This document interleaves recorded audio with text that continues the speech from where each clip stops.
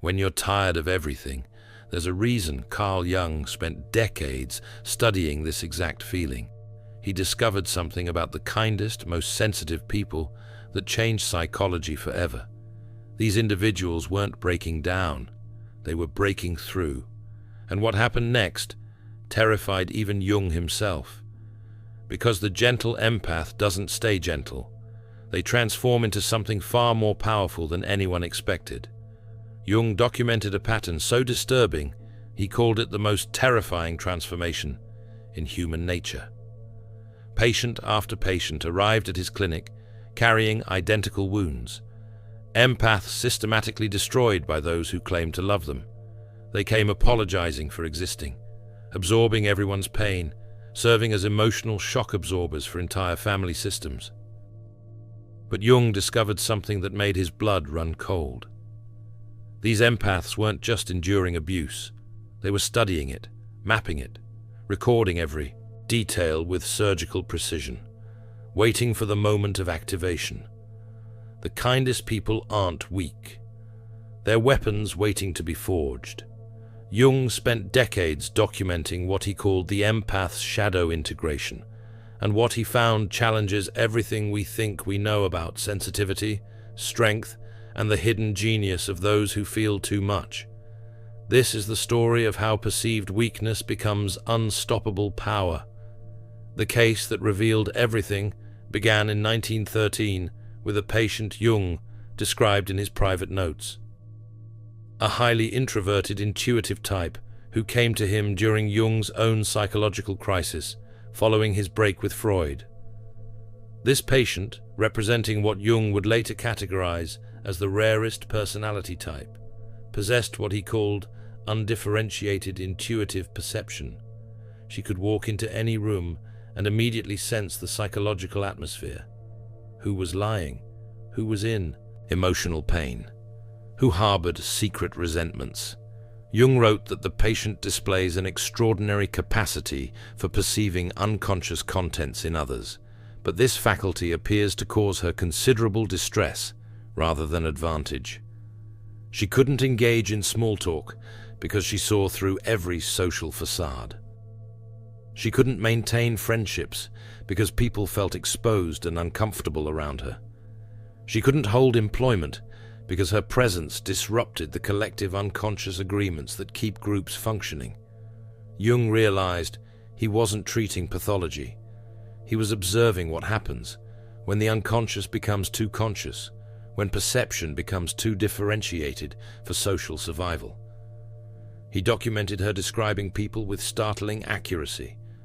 She speaks of others as if she has access to their private thoughts and hidden motivations. When I verify her observations through careful questioning, they prove remarkably accurate. This wasn't psychosis or delusion. This was consciousness so advanced it had become socially dangerous. But Jung discovered something even more disturbing. This patient's extraordinary perception seemed impossible to explain. Jung began investigating what he would later term participation mystique, the psychological phenomenon where individuals with highly differentiated intuition become overwhelmed by unconscious contents from others. Jung wrote in his Red Book period notes that there are those among us whose psychic apparatus is so finely tuned that they absorb not merely conscious communications, but the entire unconscious atmosphere of their environment. Modern research by Dr. Elaine Aron on highly sensitive persons validates Jung's early observations. Her research shows that roughly 20% of people have heightened sensory and emotional sensitivity. But Jung identified something more specific within his psychological typology.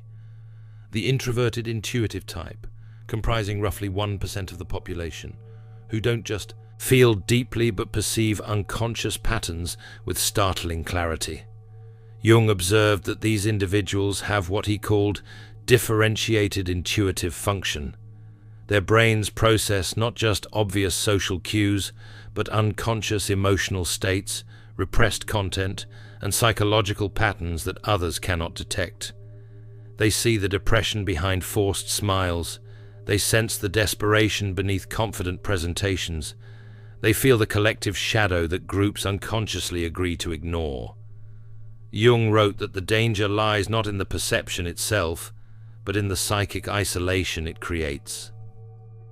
When one sees clearly what others cannot or will not see, one becomes a mirror that society cannot bear to look into.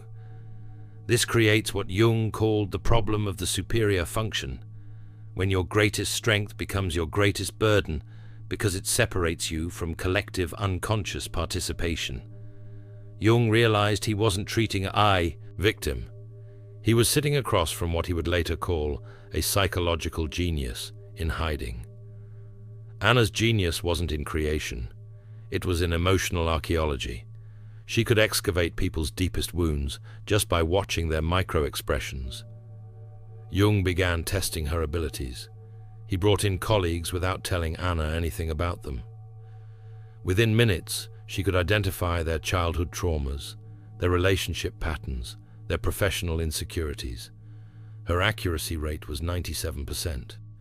Here's what made Jung's hands shake as he wrote his notes. Anna wasn't psychic. Empaths aren't broken. They're alchemists in progress. The alchemist's path gives you drills, Jung-based boundaries, and 3 exclusive chapter videos to turn overwhelm into clarity. By Surreal Mind, 236-page downloadable ebook, in stock. Begin now at thesurrealmind.com. She was simply paying attention at a level most humans never reach. What others call intuition, she called data collection. Jung started to understand something revolutionary about empaths. They don't just feel more deeply. They process emotional information faster and more accurately than anyone else. Their brains are wired for pattern recognition in human behavior. Society had taught Anna that this gift was a curse. Every time she tried to voice what she saw, the lies, the manipulation, the hidden agendas, people called her too sensitive or overly emotional. She learned to silence herself, to doubt her perceptions, to apologize for seeing what others couldn't. But the truth doesn't disappear just because you stop speaking it. It accumulates. And in Anna's case, it had been accumulating for 28 years. Jung wrote that the empath doesn't lose their mind from feeling too much. They lose their mind from being told their feelings are wrong. He realized Anna wasn't having a nervous breakdown. She was having a breakthrough. This pattern appeared again and again in Jung's clinical work. Empaths who had spent their lives absorbing everyone else's pain. Alcoholic parents' rage. Spouses' infidelity. Family members' dysfunction. They were what Jung termed the emotional shock absorbers of their social systems. Jung identified a consistent pattern across his empath cases. Their transformation didn't happen gradually. It happened in one explosive moment he called shadow integration under extreme duress. The trigger was always betrayal, not just any betrayal, but betrayal by someone the empath had completely trusted and protected. In case after case, Jung documented the same scenario. The empath would discover infidelity, financial betrayal, or emotional manipulation from their closest person. What made it devastating wasn't the act itself. It was the realization that they had seen the signs all along and ignored them.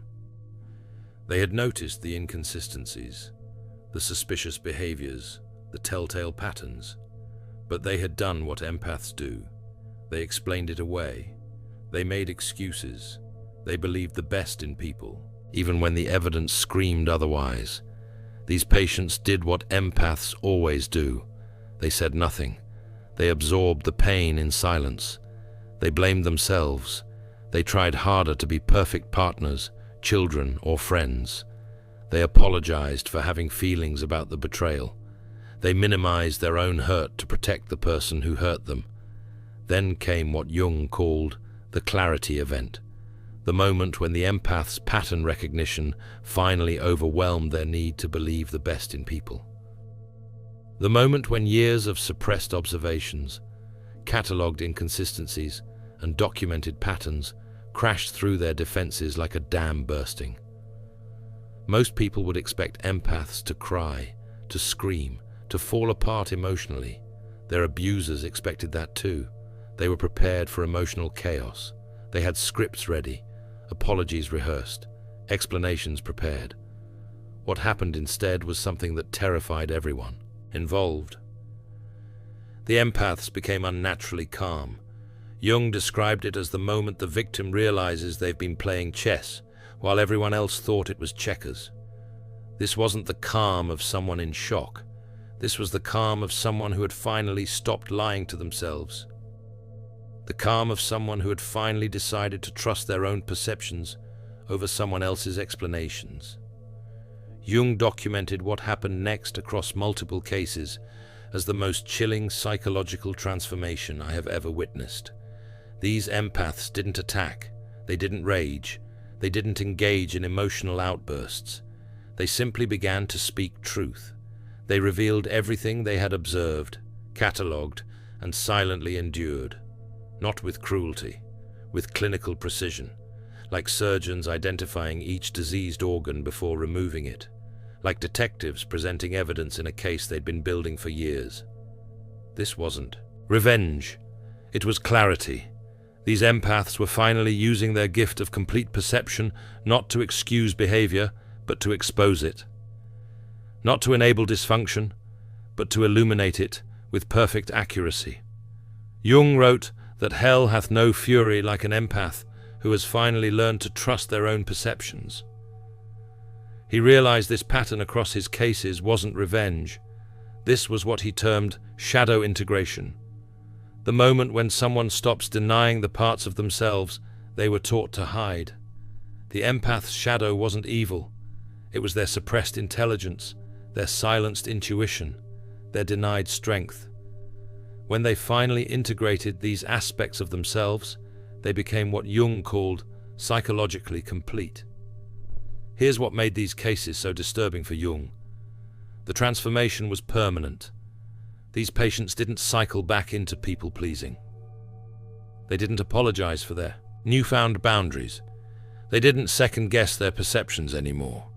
They had become what Jung feared most, empaths who could no longer be manipulated. The changes didn't stop at the psychological level. Jung documented how these individuals' entire lives transformed within months. They left abusive relationships with strategic precision. They cut contact with toxic family members without emotional drama. They rebuilt their lives on their own terms. Jung observed them becoming what he called selectively empathetic, still deeply caring, but strategically protective of where that care flowed. The most disturbing part for Jung was how these transformed empaths' presence affected others. People who had once walked all over them suddenly felt nervous around them. They couldn't explain why. These empaths weren't aggressive or cruel, but everyone sensed something had fundamentally changed. Jung identified what he called the predator's instinct. Manipulative people can sense when their usual tactics won't work. They avoid integrated empaths like vampires avoid sunlight. Jung wrote that the awakened empath doesn't need to announce their power. Others can feel it in their bones. Jung's fascination with these empath cases went beyond professional interest. He was disturbed because he recognized something in their transformation, something that mirrored his own psychological development. Jung himself was what we would now call a highly sensitive person. He understood the empath's journey from the inside. He knew the pain of seeing what others couldn't see, feeling what others wouldn't feel. These cases forced Jung to confront a disturbing question. What happens when empaths stop being society's emotional shock absorbers and start using their gifts strategically? Jung spent years following these transformed patients' post-integration lives. What he discovered kept him awake at night. These individuals had become extraordinarily successful. Their businesses thrived because they could read clients' real needs before they voiced them. Their new relationships were healthy because they could identify emotional predators within minutes. Their decisions were flawless because they trusted their intuitive intelligence completely. Jung realized something that made his blood run cold. These empaths hadn't become less empathetic. They had become perfectly empathetic, which meant they were also perfectly strategic. They could manipulate others as easily as they had once been manipulated. They understood human psychology at a level that made them nearly omnipotent in social situations. Here's what truly terrified Jung. These transformed empaths chose not to use this power destructively. They could have destroyed every person who had ever hurt them. They had the psychological weapons. They knew exactly where to strike. They understood their former abusers' deepest insecurities and greatest fears. Instead, they simply removed toxic people from their lives and moved on. Jung realized he had witnessed the birth of what he called the integrated empath. Someone with both the sensitivity to feel everything and the wisdom to choose what deserved their energy. Jung's private notes reveal his amazement. "I have observed something beautiful and terrible. These individuals have become what every manipulator fears most. Someone who can see through them completely, but no longer needs anything from them. The awakened empath becomes a living lie detector, not through judgment, but through presence." These empath transformations didn't happen in isolation. Jung documented how their changes affected every system they had been part of. Family dynamics collapsed, not because these individuals destroyed them, but because they stopped enabling dysfunction. Alcoholic family members were forced to face their addictions without empaths as emotional dumping grounds. Depressed relatives had to find other sources of validation. Manipulative siblings could no longer use these transformed empaths as psychological punching bags. But Jung discovered something even more disturbing about people with superior perception. They don't just see what others miss. They become targets for what he extensively documented as shadow projection. When someone's shadow is reflected back through another person's clear perception, the unconscious mind has two choices: integrate the shadow or attack the mirror. Jung documented this pattern repeatedly in his clinical work.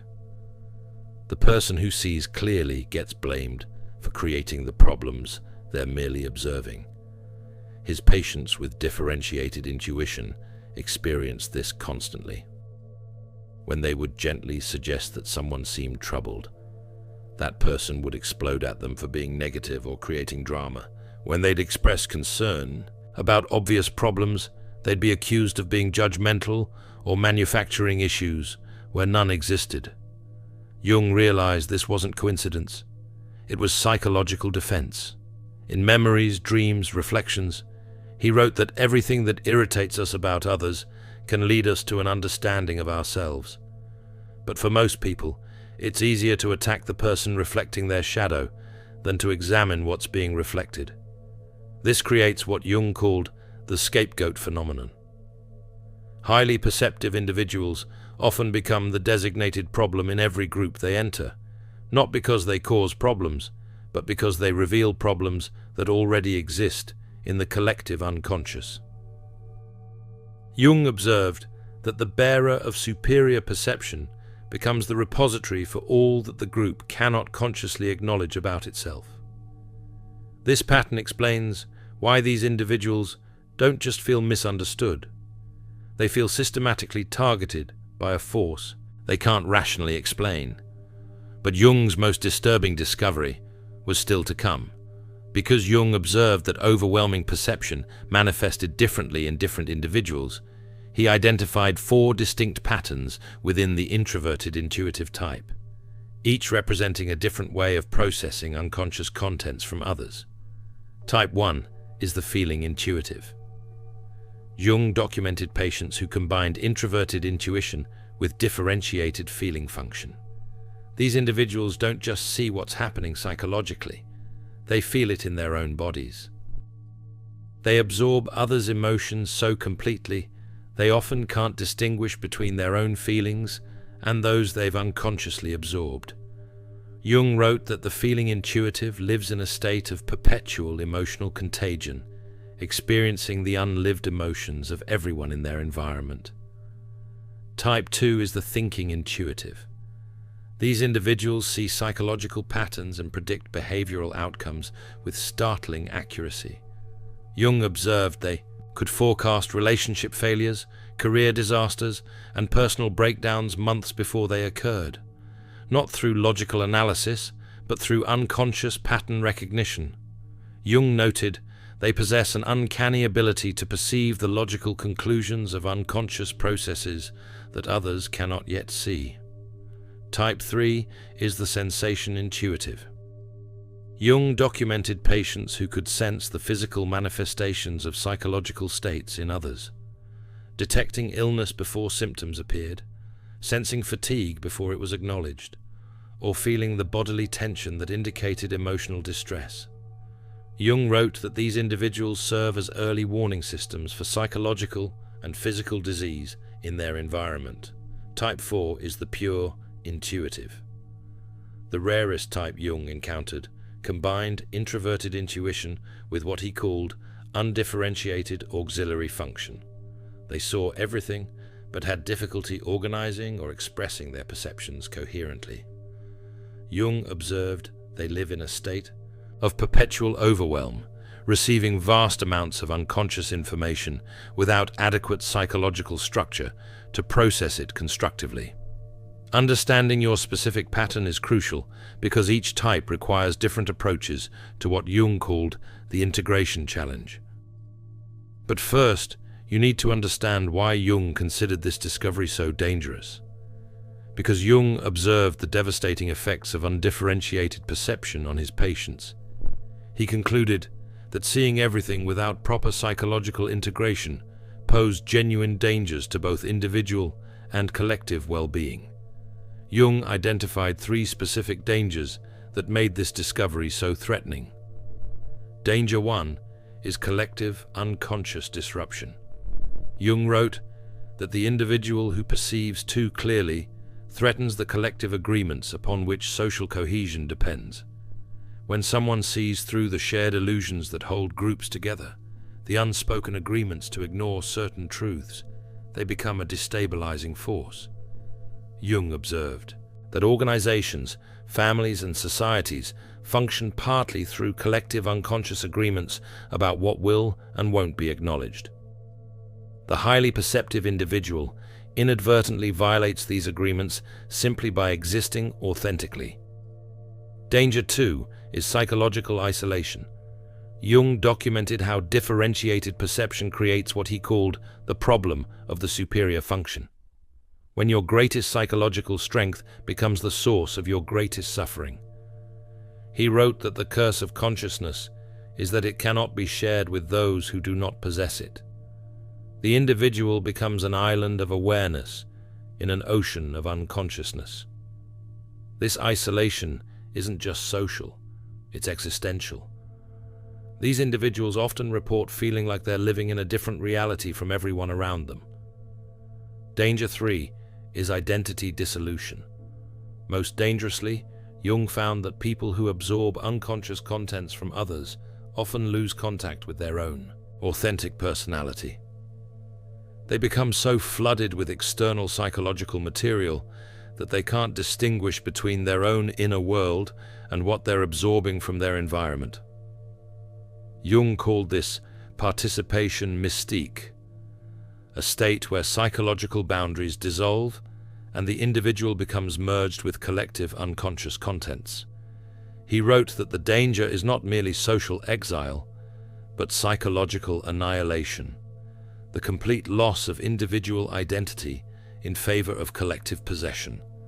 This is why Jung considered the integration of superior perception not just therapeutically important, but psychologically urgent. Because people with highly differentiated perception see others' unconscious contents clearly, they become targets for what Jung extensively documented as shadow projection, where people unconsciously attack them for reflecting what they refuse to acknowledge in themselves. Jung wrote in Psychology of the Unconscious that nothing has a stronger influence psychologically on their environment, and especially on their children, than the unlived life of the parent. But he discovered this principle extended to all relationships. When someone's shadow is reflected back through another person's clear perception, the unconscious mind has two choices: integrate the shadow or attack the mirror. Because unintegrated superior perception posed such dangers, Jung developed what he called the individuation process, a systematic approach to maintaining individual identity while developing conscious relationship with unconscious contents. Phase 1 is recognition and differentiation. Jung taught his highly perceptive patients to first recognize when they were absorbing psychological material that wasn't their own. He called this conscious discrimination, the ability to distinguish between authentic inner experience and unconsciously absorbed external content. Jung wrote that the first task is to establish what belongs to you and what belongs to others. Without this discrimination, there can be no individual development. The technique Jung instructed patients to use was spending time in complete solitude daily, allowing absorbed material to settle so they could recognize their own authentic psychological voice. Phase 2 is shadow integration. Jung discovered that people who see others' shadows clearly often do so because they haven't integrated their own.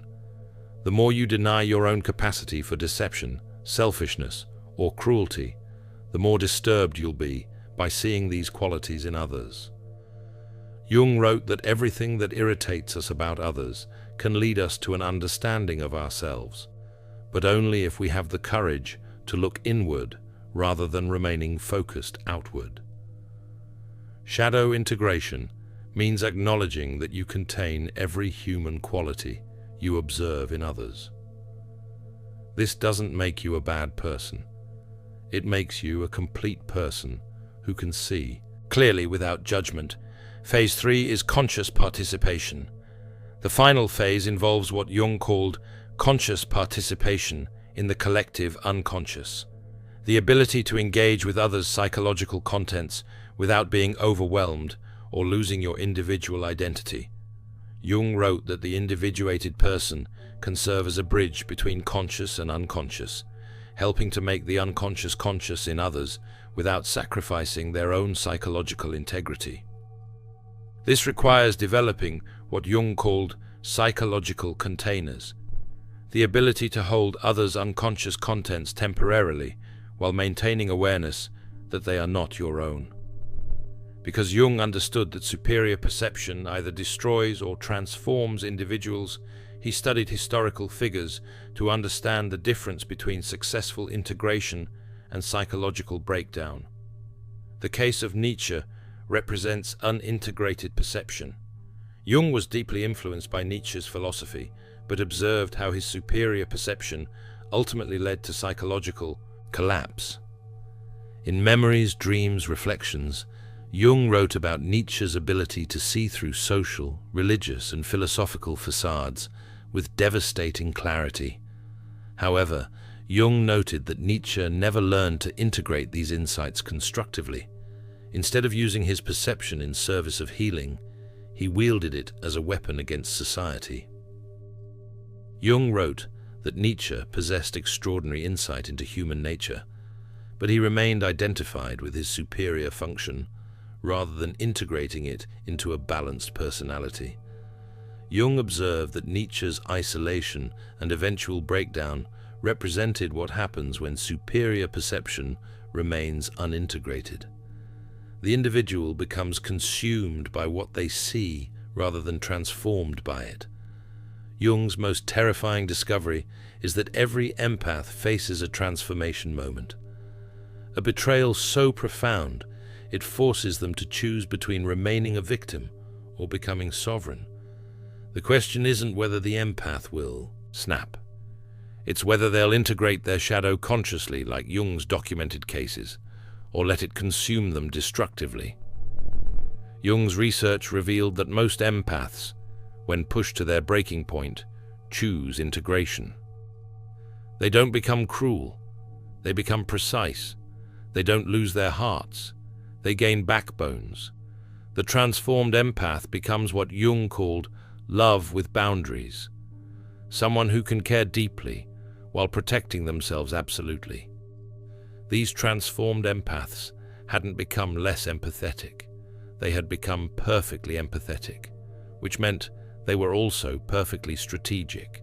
They could manipulate others as easily as they had once been manipulated. They understood human psychology at a level that made them nearly omnipotent in social situations. Here's what truly terrified Jung. These transformed empaths chose not to use this power destructively. They could have destroyed every person who had ever hurt them. They had the psychological weapons. They knew exactly where to strike. They understood their former abusers' deepest insecurities and greatest fears. Instead, they simply removed toxic people from their lives and moved on. Jung realized he had witnessed the birth of what he called the integrated empath, someone with both the sensitivity to feel everything and the wisdom to choose what deserved their energy. Jung's private notes reveal his amazement. I have observed something beautiful and terrible. These individuals have become what every manipulator fears most. Someone who can see through them completely, but no longer needs anything from them. The awakened empath becomes a living lie detector, not through judgment, but through presence. They had become psychologically untouchable and immune to manipulation, not by changing, but by becoming who they always were beneath the conditioning. Jung's research revealed something that still makes psychologists uncomfortable. Empaths aren't naturally victims. They're naturally powerful. Society just teaches them to suppress that power in the name of being acceptable. When empaths finally snap, they're not breaking.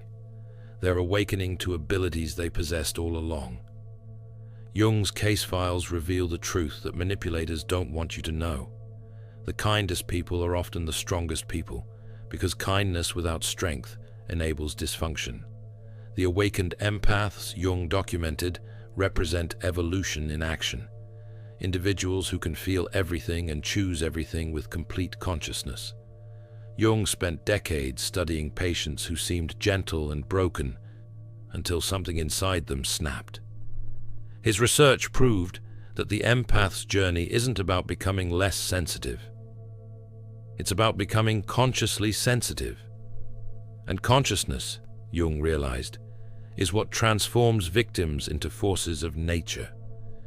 The most beautiful part of Jung's findings is that these transformed empaths never lost their capacity for love.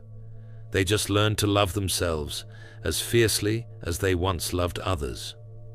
The transformed empath becomes what Jung called love with boundaries. Someone who can care deeply while protecting themselves absolutely. They don't become less empathetic. They become selectively empathetic, still deeply caring, but strategically protective of where that care flows. Most importantly, these individuals lived the rest of their lives as what Jung called balanced warriors, people capable of incredible gentleness with those who earned it and implacable strength against those who threatened it. They became templates for what Jung believed was humanity's next evolutionary step. People who could feel everything without being destroyed by it, see everything without becoming cynical, and love deeply without losing themselves. Jung believed that individuals who successfully integrate superior perception serve a vital evolutionary function. They see what collective consciousness is not yet ready to acknowledge, helping to prepare humanity for necessary developmental steps. In The Undiscovered Self, Jung wrote that the individual has always been the carrier of the living spirit, the one who brings about the change in society. He believed that people with superior perception serve as what he called consciousness pioneers, individuals whose psychological development precedes collective readiness. What is not brought to consciousness comes to us as fate. Highly perceptive individuals who learn integration help make unconscious contents conscious before they manifest destructively in collective behavior. Jung's crucial insight was that superior perception serves evolution best when it's integrated consciously rather than suffered unconsciously. The goal isn't to be a martyr to consciousness, but to be a bridge between what is and what's becoming. Jung wrote that the individuated person serves the collective not by sacrificing their individuality, but by developing it so completely that it becomes a gift to the whole. At the highest level of development, Jung observed, individuals with superior perception hold their abilities lightly, seeing clearly without attachment to others, accepting what they see, perceiving deeply without compulsion to fix everything they observe. Jung called this the transcendent function, the ability to serve consciousness evolution naturally, without forcing or preaching, simply by embodying more conscious ways of being. Your superior perception isn't a malfunction in your psychological makeup. It's an advanced feature of consciousness development. You're not broken because you see everything others miss. You're psychologically ahead of your time. The question isn't whether you should suppress your perception to fit in with collective unconsciousness. The question is whether you'll develop the individuation skills necessary to integrate your perception consciously. You were born to see everything, not to suffer in silence, but to serve consciousness evolution. The world needs your insights, but it needs them delivered with the integration, wisdom, and strategic awareness that transform dangerous perception into cultural medicine. Jung's most dangerous discovery wasn't that some people see everything. It's that most people who see everything never learn to use what they see wisely. The danger isn't in the perception itself, but in failing to develop conscious relationship with extraordinary abilities. You are not too much for this world. You are exactly what consciousness evolution requires, once you learn to wield your perception as consciously as Jung learned to wield his. The gift of superior perception is not a burden. The unconscious relationship to it is the burden. You are not too much for this world. You are exactly what consciousness evolution requires. Comment below if you choose conscious transformation. The world needs awakened empaths. In The Alchemist's Path, perception training for empaths, you'll turn overwhelm into wisdom with practical drills, Jung-inspired boundaries, and step-by-step perception training. This guide includes 3 exclusive chapter videos to deepen each lesson. Written by Surreal Mind, 236 pages, beautifully designed 8.5 by 11 downloadable ebook, in stock now. Start your training today. Feel deeply while thinking clearly. Get The Alchemist's Path at thesurrealmind.com. Thanks for watching. See you in the next dimension.